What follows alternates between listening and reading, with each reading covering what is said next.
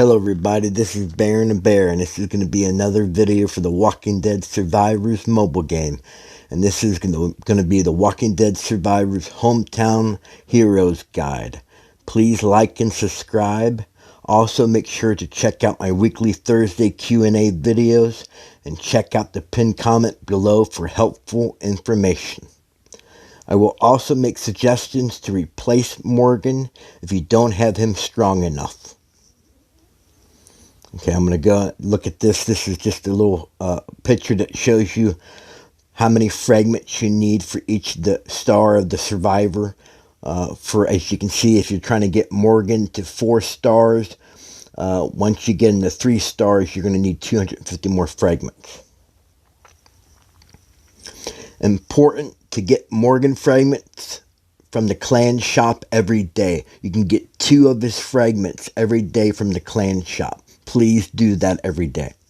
Morgan will be very useful once he is at 4 stars. Make sure you do the Rescue Rick event to get Rick 5 stars as soon as possible. Buy Shane fragments from the daily shop.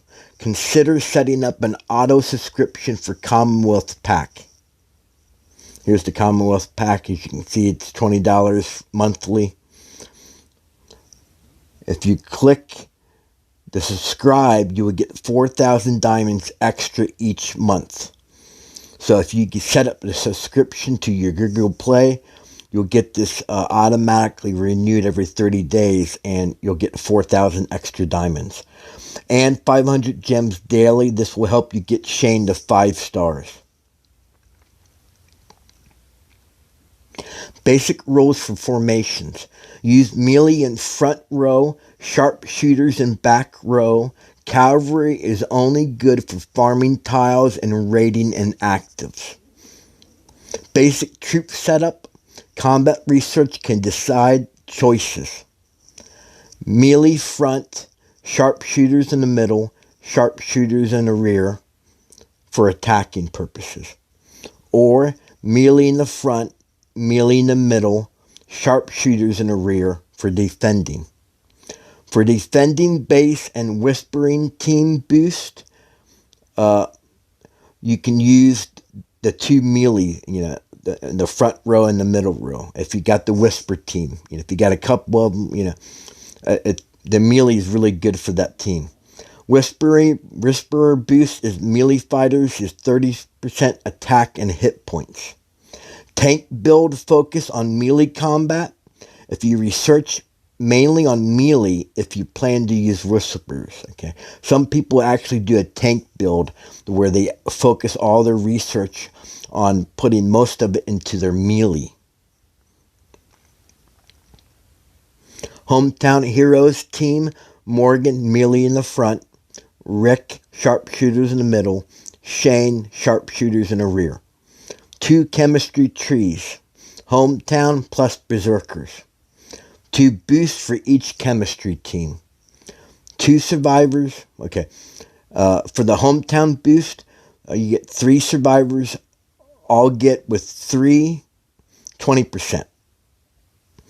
The Berserkers, you get 2 survivors, all with 6%.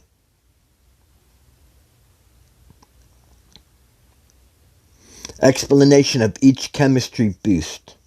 Formations have 3 crews. Crew 1, Morgan, you put him in the front with the melee. Crew 2, you use Rick, you put him as sharpshooters in the middle row. Crew 3, you use Shane as a sharpshooters in the rear row.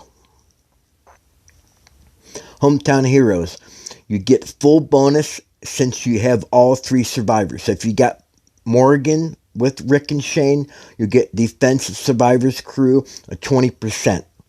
Health of Survivors Crew, 20%. Berserkers, you get half bonus since you only have 2 survivors. Attack of Survivors Crew, you get 6%. Defense of Survivors Crew, you get 6%.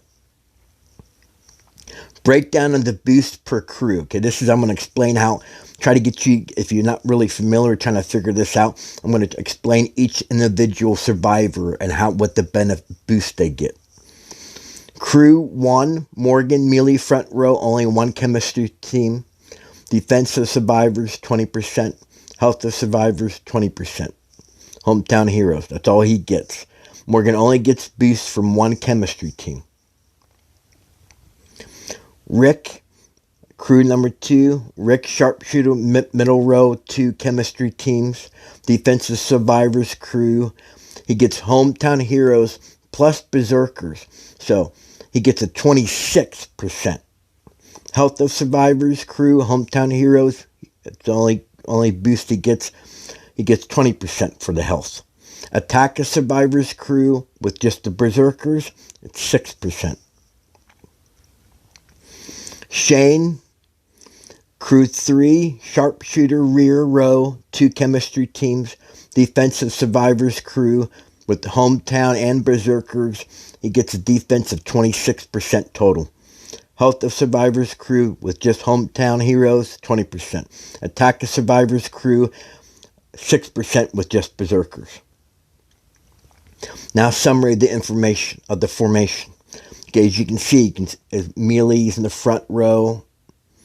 Morgan's in the front row at the melee. Rick is the sharpshooters in the middle. Shane's in the sharpshooters in the rear.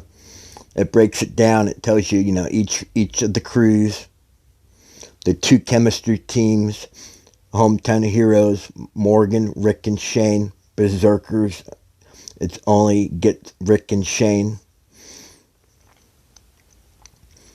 Now, what makes Morgan good for melee is his defense skill. Maximum 25% defense to his crew. As you can see, maximum once he gets to level 100. Okay, get Rick to 5 stars as soon as you can for the 100% walker experience. Okay, it's really important to use him when you're out attacking walkers because he gives you that boost for experience.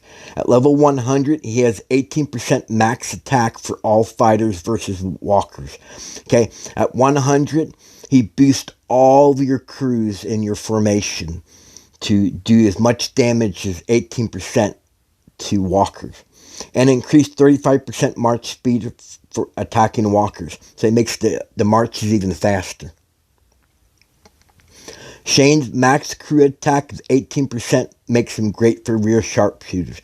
Anytime you see any type of damage boost on a certain survivor, they're really good probably for sharpshooters because you want your damage to be for your sharpshooters. He's good for your rear. Option 2. You put Billy in the melee front row, Rick in the sharpshooter's middle, Shane in the sharpshooter's rear. It explains the bonuses, If you see, like for the Billy, for his cowboy posse defense, he gets a 6% and a 6% defense and attack. If you look at Rick, he gets hometown defense with 2. Now, if you look at he's got a 20% in blue. That means he gets a 3. Okay. If you look at the chemistry teams, all right, with this combination of Billy, Rick, and Shane, they get 3 chemistry teams: hometown heroes, berserkers, and cowboy posse. And as you can see, Rick is in all 3 of those teams. Billy is probably the easiest to replace Morgan because he is easily farmed from Settlement Siege Trader. Okay, so 7 days you can get him every day. I don't think there's any limit to. So if you save all of your tokens, you can max him out pretty quickly. Also, he is great for melee front row. At level 100, his crew has a max 18% defense. Option 2, good for PvP. Jared, you put him in the melee front row. You can see he's got 3 chemistry teams, and you can see the boost. Shane has his boost of 20% increase to health and to defense. Jared is great for PvP option because he has his sieging skill. 14% at max for both crew attack and defense. This makes him great for melee front row when you're attacking other players. A lot of players use him, and that's because of that, because he's good for PvP. He's great for free players that want to do PvP. Other options. These are other options. You can use Boyd. I'm not going to go over too much over this. You got the idea now at this point. You got Zeke. You know, you can put either one of those. Sometimes you might want to maybe move Rick into the front if they're not strong enough, they're not high enough level. Put Rick in the front if you got Rick at 5 stars, 100. Please note, if your survivors levels are not all at 100, you might need to switch your melee front with a higher level survivor to 3 listed for each suggestion. Like I said, put Rick in the front. Okay, now this is easy reference. Okay, this is, you can use this. Screenshot this. I'll give you a few seconds. You screenshot this and you can use this as a quick guide. If you look at the very bottom, you can see like the +1 team boost, +2 team boost, +3 team boost. That's an orange and red and blue. Any of the numbers of those boosts, it lets you know. Like on the very bottom there, Zeke and 20% that are in blue. That's from 3 teams. So that should help you.